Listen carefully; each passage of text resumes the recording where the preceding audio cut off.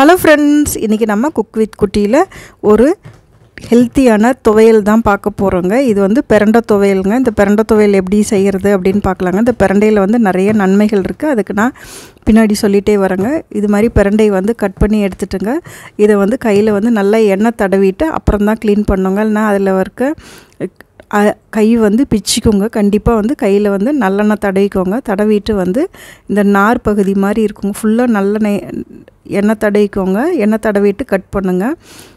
இந்த நார் மாதிரி இருக்குங்க, அதை மட்டும் கட் பண்ணிவிட்டு இதை சின்ன சின்ன துண்டாக வந்து கட் பண்ணி எடுத்துக்கோங்க. அந்த நாரை வந்து க்ளீன் பண்ணிவிட்டு பாருங்கள், இது மாதிரி க்ளீன் பண்ணி எல்லாமே எடுத்து வச்சுக்கோங்க. வாரத்தில் 2 தடவையாதும் இந்த பிரண்டை துவையில் அவசியமாக நம்ம சேர்த்துக்கிட்டோம்னா ரொம்ப நல்லதுங்க.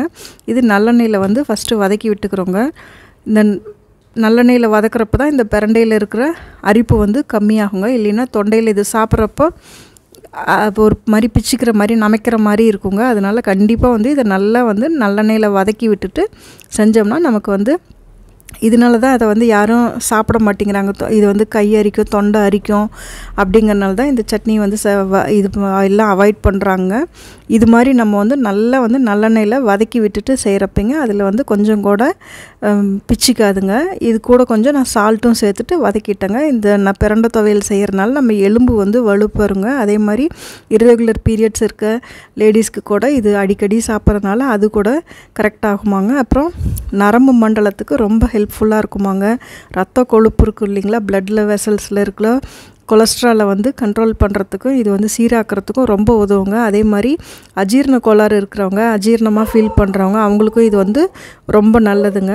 இப்போ பிரண்டை நான் வந்து வணக்கி தனியாக எடுத்து வச்சிட்டேங்க. இப்போ ஒரு 10 பல் பூண்டும் 10 பல் சின்ன வெங்காயமும் போட்டுக்கிறோங்க. அதையும் நல்லா வதக்கிட்டு அப்புறம் தான் முழு உளுந்து வந்து வெள்ளை உளுந்து கொஞ்சம் 1 ஸ்பூன் அளவு சேர்த்துக்கிறோங்க. இப்போ பூண்டு கொஞ்சம் வதங்கினதுக்கப்புறம் உளுந்து சேர்த்துக்கிட்டோம்னா நமக்கு உளுந்து வந்து சீக்கிரம் ப்ரௌன் ஆகிடுங்க. இல்லைன்னா முன்னாடியே போட்டோம்னா அது ப்ரௌன் ஆகிடும், பூண்டு வந்து வேகாத மாதிரி ஆகிடும். அதுக்காக தான் இப்போ ஒரு சின்ன ஸ்பூன் அளவுக்கு ஜீரகமும், புளி வந்து உங்களுக்கு எவ்வளோ புளிப்பு வேணுமோ அந்தளவுக்கு போட்டுக்கோங்க. இது நான் வந்து கொஞ்சம் புளிப்பாக தான் அரைக்கிறேங்க. அதுக்காக வந்து ஒரு பெரிய நெல்லிக்காய் சைஸு புளிப்பு சேர்த்துக்கிட்டாங்க. புளி சேர்த்தாச்சு. இப்போ வந்து ஒரு கொத்து கருவேப்பிலையும் சேர்த்துக்கிட்டாங்க. கருவேப்பிலை வந்து நல்லா பொடிஞ்சு வர அளவுக்கு அதை வந்து வறுத்து விட்டுருங்க. இப்போ உங்கள் காரத்துக்கு தகுந்த மாதிரி இதை வந்து மிளகாய் சேர்த்துக்கலாங்க. இந்த சட்னி கொஞ்சம் காரமாக இருந்தால் தான் நல்லாயிருக்குங்க. அதனால் நான் வந்து 6 மிளகாய், காஞ்ச மிளகாய், காரமான மிளகாய் தான் போட்டிருக்கேங்க. இப்போ நம்ம முன்னாடியே வதக்கி வச்சோம் இல்லைங்களா, அந்த பிரண்டையும் இது கூட சேர்த்துட்டு பரட்டி விட்டுக்கிறோங்க. இது நல்லா ஆறின உடனே உங்களுக்கு ஆட்டுக்கல்லில் இருந்தால் அரைச்சிக்கலாங்க, இல்லை மிக்சியில் அரைச்சிக்கலாம். மிக்சியில் தான் நான் இப்போ அரைக்க போகிறேங்க. நல்லா ஆறின உடனே மிக்சிக்கு மாற்றி அரைச்சிக்கலாங்க. இந்த பிரண்டை துவையல் சாப்பிட்றதுனால அவ்வளோ ஹெல்த் பெனிஃபிட்ஸ் இருக்குங்க.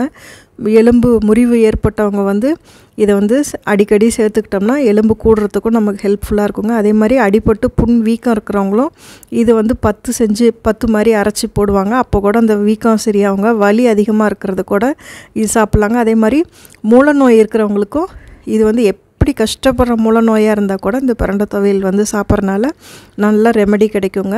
இப்போ நம்ம இந்த சட்னி அரைச்சாச்சு. இதுக்கு தாளிப்பு செஞ்சுக்கிறோங்க. அதே மாதிரி நல்லெண்ணெயில் தான் தாளிக்கிறோங்க. நம்ம எல்லாமே இதை நல்லெண்ணெயில் செஞ்சால் ரொம்ப நல்லதுங்க. கடுகு பொடிஞ்ச உடனே கொஞ்சம் உளுத்தம்பருப்பு போட்டுட்டு நான் அப்படியே வந்து சட்னி மேலே விட்டுருங்க. கருவேப்பிலை வேணாலும் தாளிக்கிறதுக்கு போட்டுக்கலாங்க. அவ்வளோதாங்க நம்மள சூப்பரான ஹெல்த்தியான சத்தான பிரண்டை துவையல் வந்து ரெடி ஆகிடுச்சு. இந்த ரெசிபி பிடிச்சுன்னா நீங்களும் செஞ்சு பார்த்துட்டு உங்கள் ஃப்ரெண்ட்ஸ்க்கும் ஷேர் பண்ணுங்கள்.